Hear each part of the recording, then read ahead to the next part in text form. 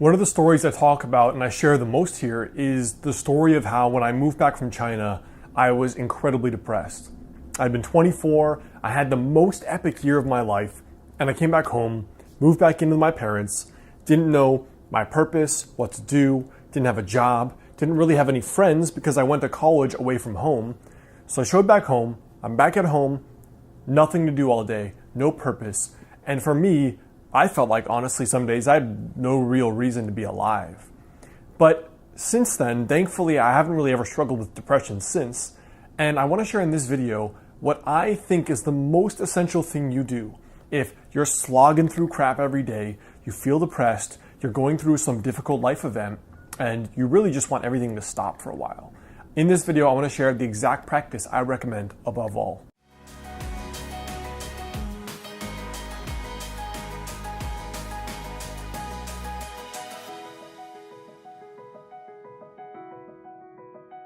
What's up guys, Alex Hine here, author of the book Master the Day. Now, one exercise I did during that depressed period of life has been journaling. And I find that journaling is one of the most powerful exercises to go from confusion to clarity. Now, I've included a free journaling worksheet and free email course. It's the first link in the description box. So you can click that link, get that free journaling e-course, and that'll give you some of the beginner exercises and more of my story on how I did that. So obviously, if you're having like severe depression, go see a doctor, do what's safe, talk to people. But if you feel like for a prolonged period of time, you're going through something and you just hate life, this is the one practice above all that I can recommend that has helped me more than anything to keep momentum in my life. The practice is very simple, and it's just never stop doing the foundational rituals, okay? Never stop doing the foundational rituals that keep your life moving forward. And let me explain this a bit more. So over the last 7 or so years, about 6-7 years, I've been into personal development. I've had my business for 5 years. And in those years, I've fallen in love, I've been dumped, I've gotten into like best relationships and the worst relationships in my life. I've been the peak of like my business is actually working, and I've been where I thought it was gonna fail and I would have to go find a job again. I mean, I've been through perfect health, health crisis. I've seen so much shit in the last 6 years of my life, but here's the thing. In those 6 years, the main thing that has gotten me through and has kept me going, and most important to me, growing and continually making progress, has been that one principle: to no matter what happens, every day I get up and I do the same rituals that keep my life together. Now, in that time period of my life, I put together something called the Doomsday Document.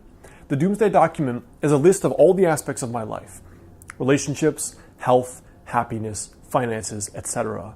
And in those sections of my life, the different facets of life, I wrote down what habits I was doing every day to have that part of my life amazing. So when I was my fittest, what was I doing every day? When I was my happiest, what was I doing every day? In the best relationship I'd ever been in, what was I doing every day? When I was the most fulfilled and sleeping the best, what was I doing every day? So I call it the Doomsday Document because if my life ever goes to hell in that aspect of my life, I can just refer back to that and go back to what are those daily rituals. But in this video specifically, I want to go more into a tactical process I'd recommend for staying on track, or if someone close to you just died, you just got dumped and you wonder what the point of life is now without that person. If you're going through a health crisis and you don't know how things are going to go forward, do these things every day and I guarantee life will be incredible. So really, these 4 practices, it's like a tripod in a sense. You have the 3 pegs and you have the center of it. And what I want you to think of as all of these practices are designed to make you feel good. That's it. They're designed to make you feel good. Wake up, be in a good mood, be able to get through the day. So the first part of this pyramid is health practices. The second part is emotional health practices. The third part is contribution. And the fourth part is spirituality or deeper meaning. So when I say health practices, what I mean is the more depressed you are, the more you're hurting because you got dumped, the more you feel that loss of your mom or your dad, the more that your business or company just failed and you feel like this massive failure, the more you need to religiously exercise 5 days a week. It doesn't mean like grinded out crazy workouts, but if you don't feel well and you're tired, You have to be doing the workouts, some kind of exercise, just to get circulation going. I didn't realize the importance of this until I started studying Chinese medicine, because emotions literally can be moved through exercise. Emotions produce that knot in your throat, that knot in your stomach. Emotions produce sometimes heart attacks or sometimes strokes, insomnia, anxiety, depression even. And exercise can literally, physically move the emotion because the emotion gets stuck in the body. It's like a somatic memory. So exercise is so essential on a daily basis. The obvious of eating well, of taking time, of not rushing if you can afford to do that. For me, the emotional practices revolve around, first of all, getting everyone in your life into two buckets. The ones that make you feel good, the ones that make you feel bad. And then spending more time around the people that make you feel good. That is the essence of the feel-good practice.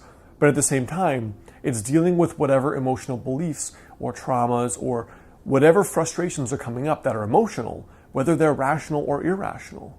So if you have this belief that it's never going to get better, how are you going to feel better if you tell yourself every day it's never going to get better? Of course you're going to feel like crap if you just got dumped by someone and you're like, I'm never going to find someone that good again. Of course you're going to feel miserable because you're telling yourself this story that it can only get worse. Or that my company just failed and my wife's going to divorce me. My kids are going to hate me. I can't put food on the table. That belief, of course, is going to produce suffering every single day. So quickly going through those beliefs and just catching them right when you see them. The third thing is something I reintroduced in the last year, and it's contribution. Because I find that on the days where my life is the worst and I don't want to do anything, one thing that if I force myself to do, it always makes me feel good later. Because on one level, if I'm going through business stuff, relationship stuff, life stuff, and I'm helping someone else out and I see how grateful they are, number one, it reminds me there's more going on in the world besides my own problems. And that often, a lot of the problems I have, they may have too, plus some. So I objectively probably have it pretty good.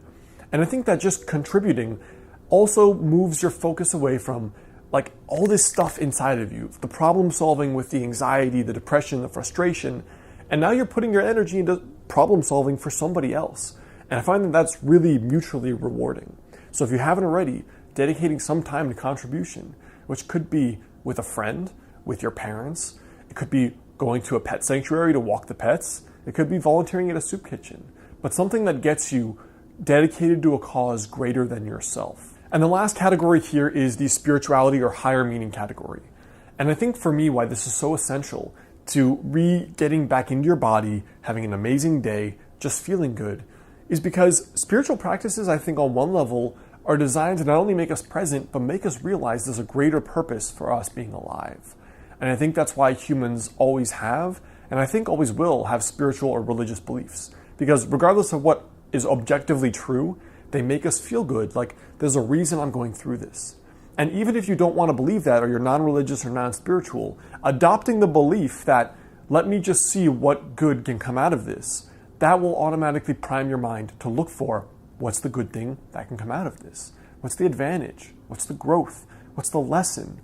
And I think this is the big difference on one level. The difference is that you're trying to find a purpose and a meaning in the greater part of your life, but also in this current suffering experience. So I think if you're going through hell and going through one of the worst times of your life, or maybe you've been kind of going through crap for a long time, months to years, where you don't like your days, you adopt this 4-part framework of these are the 4 habits I do every day related to these big themes, and I promise within a day, a week, a month, you'll feel so incredibly different. And after that, you'll start to feel like yourself again. And I think at the end of the day, when we're going through the crap, we don't feel like ourselves, we're kind of dissociated or depersonalized. I think this is ultimately one of those things that can bring you back into your body, back into your life, and ready to improve it again. So I hope that helps. That's a really big topic and a really important one, especially for people that are going through this like in a chronic sense. So again, those journaling exercises I mentioned were foundational during those early 20s, a period of my life where I was constantly uncertain, frustrated, unhappy, depressed, angry, but really the uncertainty is what really got to me about basically everything. And it was those journaling exercises, the ones I recommended, that first link in the description, those are the ones that really helped me refocus and get back on track. All right, guys, so we'll take it from there. You can also check out my last related videos there and right there.